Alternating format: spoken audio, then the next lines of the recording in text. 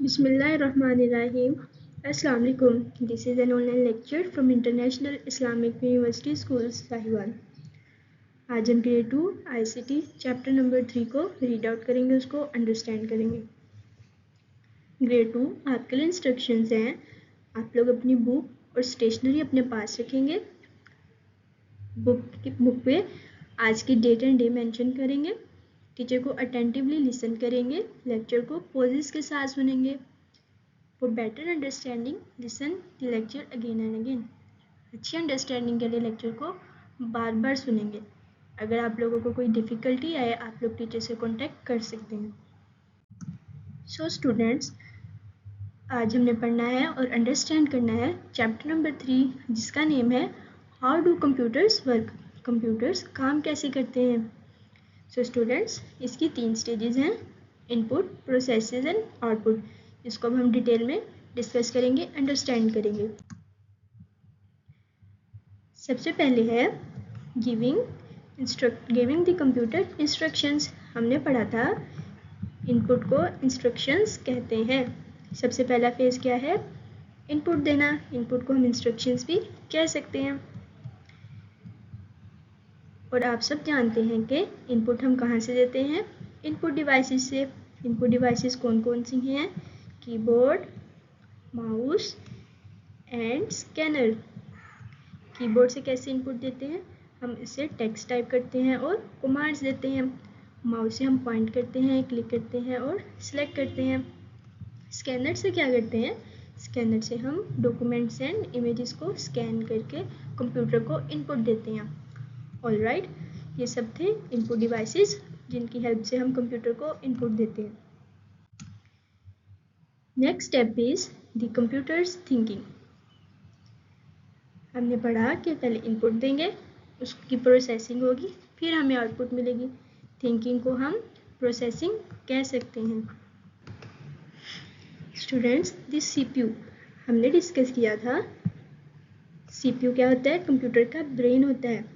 जिस तरह हमारी बॉडी को हमारा ब्रेन कंट्रोल करता है, इसी तरह सारे कंप्यूटर को कौन कंट्रोल करता है, CPU, the central processing unit. Central processing unit क्या करता है, जो भी हम उसको इनपुट देते हैं उस पर कैलकुलेशंस करता है और उसको कंप्लीट करता है। ओके, इसकी एग्जांपल ये है, जैसे हम एक जूसर मशीन में फ्रूट्स को पुट करते हैं और हमें एक जूस मिलता है। इसका प्रोसेस क्या है, हम फ्रूट्स को पुट करते हैं, मशीन चलती है, प्रोसेसिंग करती है और हमें जूस मिलता है।